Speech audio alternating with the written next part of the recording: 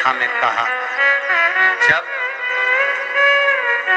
कोई विशेष कार्य होता है और वो कार्य नहीं हो रहा होता है तो क्या करा जाता है? जल, जहां आप लोगों ने पहले स्मरण किया है, जैसे ये शिवलिंग है, ये जलाधार, ये जल यहां से गिर रहा है, वो स्थान। जब विशेष कोई कार्य होता है, अटक रहा है, नहीं हो रहा, गणेश जी वाली जगह पर जल चढ़ाइए, सबको मालूम है ना, जलाधारी में। फिर षडानंद कार्तिकेय वाली जगह पर जल चढ़ाइए, बीच में अशोक सुंदरी का स्थान है, वहां जल चढ़ाइए। चढ़ाते चढ़ाते माँ पार्वती मैया के हस्त कमल पर जल चढ़ाकर फिर शिव जी पे जल चढ़ाइए। थोड़ा सा जल बचाइए, वो जल बेलपत्री के वृक्ष के नीचे ले जाकर अपने मन का भाव कहकर चढ़ा दीजिए। 4-5 दिन चढ़ाकर देखिए, बाबा हाथ पकड़ लेगा और वो कार्य सफलता देगा। एक बेलपत्री शिव जी पे से उठा लीजिए, धो लीजिए। आपकी कोई कामना है, आपका कोई भाव है, आपके हृदय की कोई बात है जो बहुत दिनों से लगे हुए हो और बाबा हो सकता है कि किसी कारणवश पूर्ण ना हो रहा। कई लोग कह भी देते हैं गुरुदेव, कोई कहते हैं, जैसे आज कोई कह रही थी बच्ची की मैंने शिव महापुराण में पशुपति व्रत सुना और उसको करा, उसका लाभ मुझे मिला। मेरे पति ने भी करा, उसका भी लाभ मुझे मिला। पर एक काम गुरुदेव ऐसा अटका हुआ है कि वो काम हम करना चाह रहे हैं, व्रत भी कर लिया, अनुष्ठान भी कर लिया, पर फिर भी वो व्रत के कारणवश भी वो कार्य नहीं हो रहा। तो समझना कि कोई कार्य बड़ा भारी होगा और बाबा उसको कर नहीं रहा है, या कोई काम अटक रहा है। तो हमने पहले भी कहा, ये बीच की जो पत्ती है, ये देव अधिदेव महादेव है, ये ब्रह्मा, ये विष्णु। इन दोनों पत्ती के मिलन से लेकर इस पत्ती के बीच की जो डंडी है, ये नीचे की डंडी का वर्णन नहीं कर रहे हैं, इन दोनों पत्तियों के बीच में जो डंडी है बची हुई, जो तीनों के बीच में एक डंडी का जो भाव है, ये माता जगत जननी जगदम्बा माता पार्वती है। इस डंडी के नीचे का जितना भाग है, ये 33 कोटि देवताओं को दर्शाता है। बेलपत्री पिछले वर्ष की श्रावण की कथा यदि आप निकालेंगे और उसको पेज पर जाकर आप सुनेंगे तो आपको प्राप्त होगा कि उसमें भी कहा था कि जब आप पशुपति व्रत कर रहे हो या कोई नियम धारण कर रहे हो या कोई आपने नियम उठा रखा है और वो कार्य आपका हो ही नहीं रहा, आपने 2 बार पशुपति व्रत कर लिए, आपने ये कर लिया, आपने प्रदोष कर लिया, आपने सोमवार कर लिया, आपने सारे अनुष्ठान कर लिए, बहुत सारे उपाय भी करे, तो भी नहीं हो रहा है। तो इस बीच वाली पत्ती पर शहद लगाकर बाबा का जो शिवलिंग है, उस शिवलिंग को इसको छुआ दीजिए या उससे चिपका दीजिए और उस पर अपनी हथेली रखकर कामना कर वापिस घर को आ जाइए।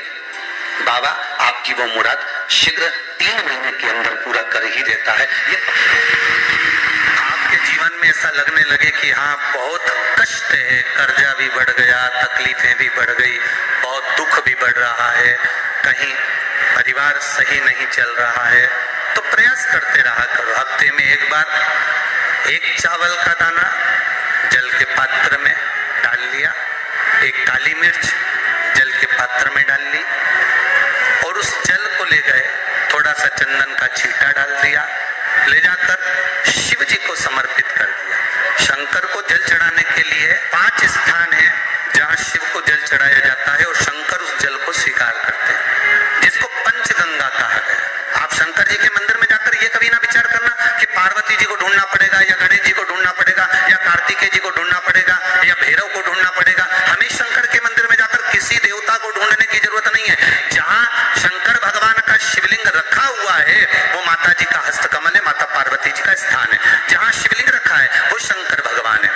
जहाँ जलाधारी है उस जलाधारी के पास में जहाँ पानी बहता है बीच में अशोक सुंदरी का स्थान है। जहाँ से पानी बह रहा है उसका राइट भाग वहाँ गणेश जी का स्थान है, लेफ्ट भाग कार्तिकेय जी का स्थान है। शंकर भगवान के ऊपर जो जल गिर रहा है वो शंकर भगवान की 5 लड़कियां जया, विषहरा, शामलीबारी, दौतली, देव, ये शंकर जी की 5 बेटियां ऊपर हैं।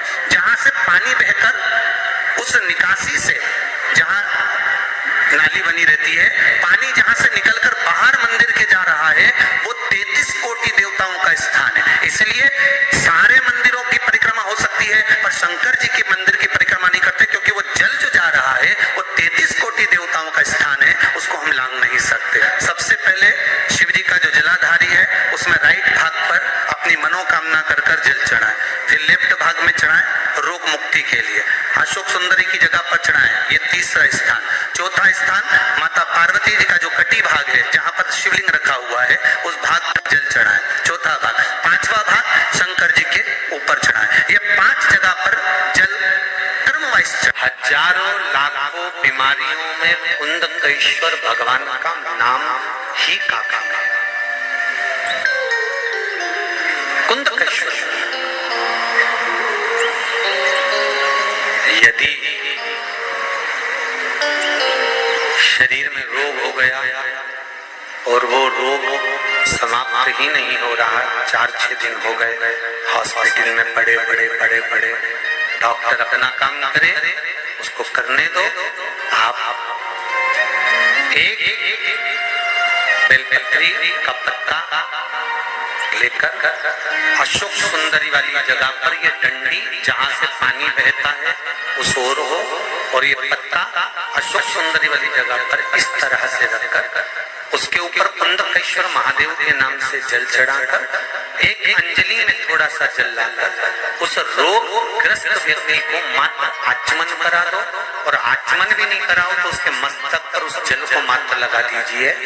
ज्यादा से ज्यादा 8 घंटे 9 घंटे लगेंगे और वो धीरे धीरे ठीक होना प्रारंभ हो जाएगा।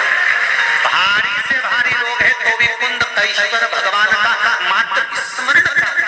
कई लोग कहते हैं गुरुजी पशुपति व्रत क्या हम घर में कर सकते हैं? मना नहीं है, पर दिक्कत केवल इतनी सी है कि वो दिया लगाने कहाँ जाओ, कौन से नंबर का दिया? बोलो जम के। छठे नंबर का जो दिया, 5 दिया तो तुम घर के अंदर लगा दोगे, पर वो छठा दिया दरवाजे पे लगाने कहाँ जाओ? दिक्कत वहां आई। इसलिए पशुपति व्रत मंदिर में जाकर किया जाए। कोई भी व्यासपीठ से अगर बताया जाता है तो आप लोगों को कहा जाता है कि मंदिर में जाकर करो, मंदिर में पहुंचकर करो। मंदिर में जाकर करो क्यों? क्योंकि घर में जो शिवलिंग होता है उसकी आराधना, उसकी पूजन केवल आप अकेले करते हो या घर के लोग करते हैं, पर मंदिर में जो शिवलिंग रहता है उसकी आराधना कोई किस भाव से आ रहा है, कोई किस भाव से आ रहा है, उसकी आराधना वो उस भाव से करता है। इसलिए मंदिर के शिवलिंग का जो तपबल है, हमारे यहाँ कहते हैं कि मंदिर का शिवलिंग, फिर वन का शिवलिंग, नदी के तट का शिवलिंग। जैसे अभी आपको कहा कि भजन का बल कंजरी में कर रहे हो, फिर राम मंदिर के अंदर बैठकर कर रहे हो, फिर राम मंदिर के बाद में वन में कर रहे हो, वन के बाद में किसी नदी के तट पर कर रहे हो, नदी तालाब के तट के बाद में फिर किसी जंगल में कर रहे हो, जंगल के बाद में किसी वृक्ष के नीचे बैठकर कर रहे हो। उस तपबल का स्थान देखा जाता है कि तपबल किस जगह का। अगर ज्यादा दुख है, संकट बहुत भारी है, इतना बड़ा संकट है कि वो निपट ही नहीं रहा, फिर एक लोटा जल, उसमें थोड़ा सा चंदन का छींटा, एक सफेद पुष्प शिवजी पर चढ़ाकर उस चंदन के जल को, लाल चंदन मिल जाए तो ज्यादा अच्छा, शंकर भगवान पर धीरे धीरे अपने हृदय की कामना कर समर्पित करें।